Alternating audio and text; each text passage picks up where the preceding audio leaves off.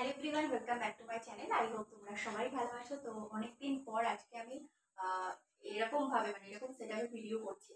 তো যাই হোক, আমি আজকে তোমাদের সাথে কিছু গুরুত্বপূর্ণ বিষয় নিয়ে আলোচনা করব। দেখো, প্রথমত ডব্লিউবিসিএস এর বলো বা অন্যান্য যে কোনো পরীক্ষার্থীর বলো, তো আমাদের ওবিসি সার্টিফিকেট বাতিল হয়ে গেছে, তোমরা জানো সেটা। তো প্রথম প্রশ্ন যেটা অনেকেই আমার কাছে করেছিল যে ওবিসি সার্টিফিকেট বাতিল হয়ে যাওয়ার পরে যারা ওবিসি তারা কোন ক্যাটাগরির মধ্যে পড়বে? অবশ্যই তারা জেনারেল ক্যাটাগরির মধ্যে পড়বে।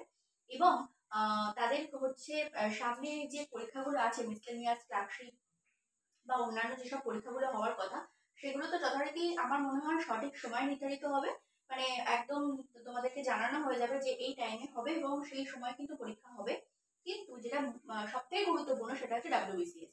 ডাব্লিউবিসিএস হচ্ছে আগের বার আমরা 2023-এ যদি দেখি, তো আমাদের পরীক্ষা কিন্তু 16ই ডিসেম্বর হয়েছিল। তো ডিসেম্বর মাসের পরীক্ষা হয়েছিল এবং প্রায় এরকম সময় হয়তো, আমার ঠিক সঠিক মনে পড়ছে না, হয়তো নোটিফিকেশন চলে এসেছিল এবং ফর্ম ফিল আপ হয়তো হয়ে গেছিল, কারণ যেহেতু ফর্ম ফিল আপের 3 মাস পরে কিন্তু পরীক্ষাটা হয়। তো যাই হোক, যদিও সেই সময় হয় বা পরে হয়, তো প্রথম যে প্রশ্নটা দাঁড়াচ্ছে সেটা হচ্ছে ডব্লিউবিসিএস যদি 2024 পরীক্ষা এই সময় না হয়, তো 2025-এ তো অবশ্যই হবে। কারণ এটা হচ্ছে প্রত্যেক বছর যে পরীক্ষাটা গতানুগতিক চলছে সেই পরীক্ষাটাই। সুতরাং এই পরীক্ষাটা যদি একটা বছর গ্যাপও যায়, যদি আমি ধরে নিই সমস্ত রকম টেন্ডার প্রকাশের ব্যাপার আছে, পিএসসির তরফ থেকে কোনো রকম সিলেবাস বদলের এখনো সেরকম গেজেটে প্রকাশিত হয়নি যে সিলেবাসটা বদলাবে কিনা। যদিও তোমরা এই অ্যাসুরেন্স সাথে পড়াশোনা করো যে হয়তো বদলাবে না, কিন্তু সেটা লিখিত আকারে পিএসসি থেকে এখনো জানানো হয়নি। তাছাড়া এখনো নোটিফিকেশন বেরোয়নি। তো সবকিছুকে আমি মিলিয়ে ধরি, তবুও কিন্তু ডাব্লিউবিসিএস 2025-এ কিন্তু অবশ্যই অনুষ্ঠিত হবে। তো একদম যারা বিগিনার, যারা হয়তো এই বছর থার্ড ইয়ার কমপ্লিট করেছে কলেজ থেকে, এবং তোমরা জানো যে আমাদের বিএ পাস অর্থাৎ গ্র্যাজুয়েট না হলে কিন্তু বিএ বা বিএসসি যাই করো, সেটা কিন্তু না হলে কিন্তু তোমরা ডাব্লিউবিসিএস এর ক্ষেত্রে অ্যাপ্লাই করতে পারবে না।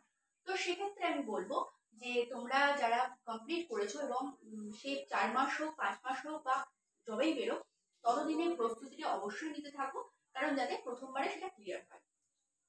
তো আমি আজকে যে ব্যাপারটা নিয়ে কথা বলবো সেটা হচ্ছে, প্রচুর বিগিনার স্টুডেন্ট আছে যাদের হয়তো সেই ডাউটটা আছে যে কি পড়বো, কোথা থেকে পড়বো, কোন সাবজেক্টটা পড়বো, কোন বইটা পড়বো, যেরকম হয় আর কি। প্রথম যে সবকিছুতে একটা ডাউট থাকে যে কিভাবে শুরু করবো। তো আমি ফার্স্টেই বলছি, সাবজেক্টগুলো একটু দেখে নাও। History, geography, science,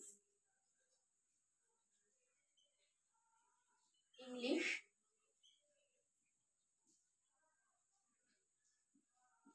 polity plus economy, এটা দুটো মিলিয়ে কোশ্চেনটা আসে। আমি কিন্তু প্রিলিমস এর সিলেবাসটা তোমাদেরকে বললাম, প্রিলিমসটাই লিখছি এখানে, ঠিক আছে? History, geography, science, English, polity, economy. ম্যাথের মধ্যে থাকবে হচ্ছে প্লাস রিজনিং,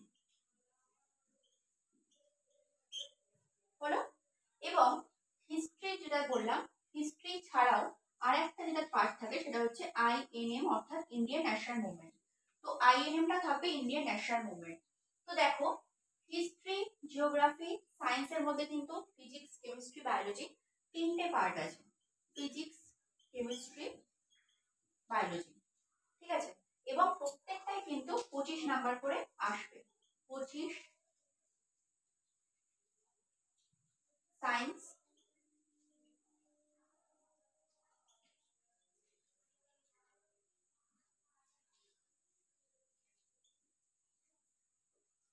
দেখো তাহলে সব থেকে আমি যদি দেখি,